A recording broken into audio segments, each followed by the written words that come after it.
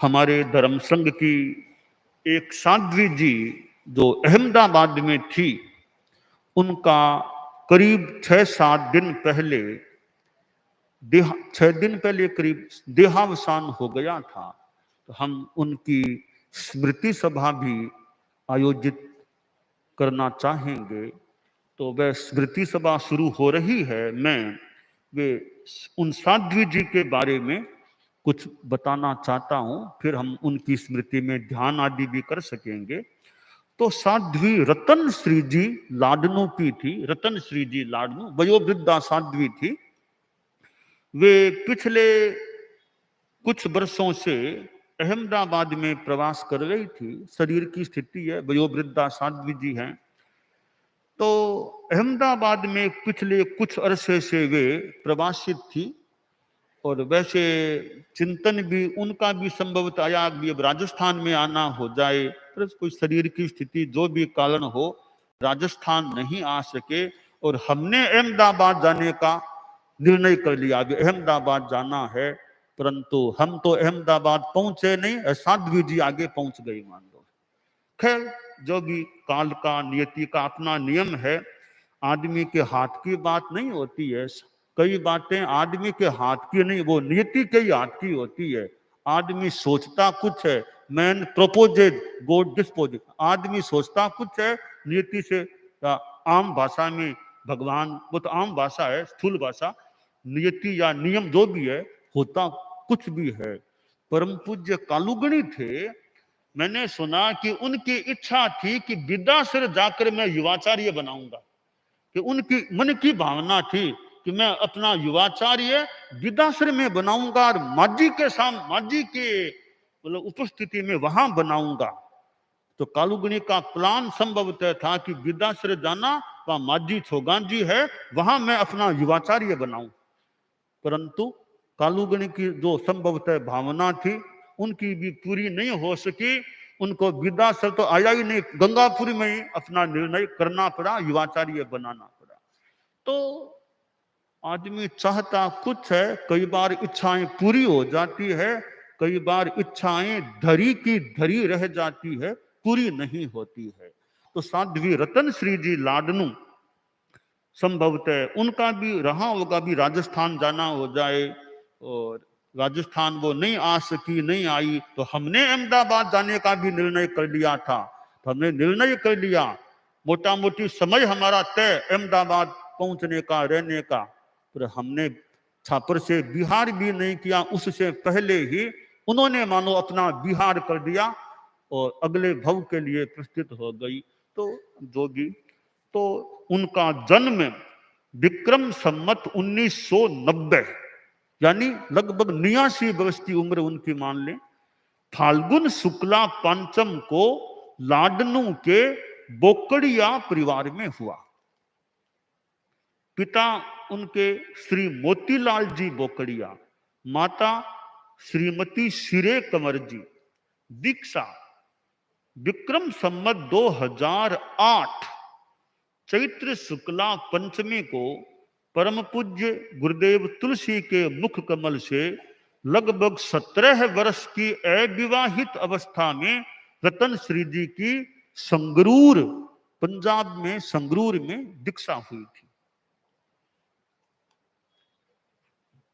25 वर्ष तक लगभग वे साध्वी किस्तूरांजी लाडनू के सिंगाड़े में रही थी।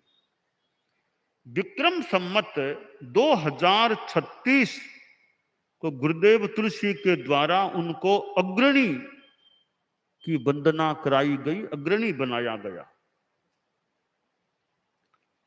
उनके ज्ञातियों में मुनिश्री गुलाब चंद जी स्वामी निर्मोही, जो कई वर्षों पहले वे भी काल धर्म को प्राप्त हो गए थे, और मुनिश्री गुलाब चंद जी स्वामी मधुकर जी स्वामी के साथ में रहते थे, मधुकर स्वामी के साथ में। और यूं अपने नए संतों को भी यूं संभालना, यूं गुरुकुलवास में भी काफी रहे थे, और अपना काम में लेखन भी, वो लिखने में भी उनकी कलम भी काफी चलती थी। याद है मुझे, लेखन करते थे। यूं थोड़ा श्याम, उनका वर्ण थोड़ा श्याम था, थोड़े श्याम वर्ण के हैं, हैं? संस्कृत का ज्ञान, संस्कृत में बोलने में और में फरमा दे। कई श्लोक बनाए थे, 1500 श्लोक। हाँ, तो गुलाम चंद जी स्वामी का संस्कृत का भी ज्ञान था, संस्कृत में बोलना करना थोड़ा अभ्यास था उनका। और वो लाडनों के खटेड़ गुरुदेव तुलसी के ही वो नातीले खटेड़ परिवार से संभवतः होते, वो खटेड़ों के परिवार के ही थे। तो वो गुलाम चंद जी स्वामी थे, गुरुकुलवास में थे, बाद में पंजाब में उनका सिंगाड़ा मुझे याद आ रहा है, पंजाब में गुरुदेव ने उनका सिंगाड़ा बनाया, अगवानी बनाया था। वो उधर गुरुदेव विचल थे, अहमदगढ़ मंदिर, उधर गुरुदेव का सब यात्रा, तब एक दिन गुरुदेव ने बुलाया था और उनका सिंगाड़ा बनाया था। तो ये गुलाम चंद जी स्वामी फिर ये यात्रा में, इन्होंने यात्राएं भी की थी, दूर की यात्रा भी की थी, और यात्रा करके फिर वो उड़ीसा भी वो पधारे थे। बाद में वो अचानक से थोड़े कोई जो भी तकलीफ हुई, उनका देहावसान हो गया था। तो ये गुलाम चंद जी स्वामी इनके नातीले होते थे। और साध्वी कस्तूरा जी नातीली, साध्वी मंगल प्रभा जी, वो लाडनों की है, मंगल प्रभा जी कुचेरिया उनके परिवार, वो भी नातीली थी। वो साध्वी शरद प्रभा जी, साध्वी स्वस्तिक प्रभा जो यहाँ पर है ना अपने गुरुकुलवास में, स्वस्तिक प्रभा, वो भी इनकी गाती, कहते गाती साध्वी है वैसे। साध्वी मलय विभा, वो भी इनके नातिलों में बताए गए हैं, मधुस्मिता जी के जो साथ हैं। इन्होंने रतन श्री जी लाडनों ने शिक्षा में 10वें आलियम, उत्तरजयनानी, आचारांग का कुछ अध्ययन, नाममाला, कालुकौमुदी, शाद्वाद मंजरी आदि कंठस्थ भी किए थे। अनेक आगम ग्रंथों का वाचन किया था। अब वो सप्तवर्षीय जो हमारे धर्म संघ में पाठ्यक्रम चलता था पहले, उसकी भी परीक्षा दी थी और शिक्षित भी हुई थी, और लंबा उनका जीवन काल रहा। संयम पर्याय भी लगभग 70 वर्ष का, और भाषा में हिंदी, संस्कृत, प्राकृत, गुजराती, इंग्लिश, कन्नड़, नेपाली, कहते हैं ज्ञाता कितनी थी वो कहना मुश्किल है, पर कहते हैं ज्ञाता है। अंग्रेजी कितनी थी उनकी पता नहीं, लिखा है कि अंग्रेजी भी जानती थी, कि प्राकृत, संस्कृत अच्छा है। और इधर कला में सिलाई, रंगाई, लिपि कला में भी उन्होंने विकास किया था। यात्रा भी उन्होंने की, राजस्थान, हरियाणा, पंजाब, गुजरात, मध्य प्रदेश, महाराष्ट्र, तमिलनाडु, कर्नाटक, आंध्र प्रदेश, तेलंगाना। उस समय तेलंगाना बना था या नहीं, वर्तमान में तेलंगाना बना हुआ हो सकता है। पांडिचेरी, बंगाल, सिक्किम, नेपाल, भूटान, काफी यात्राएं की है।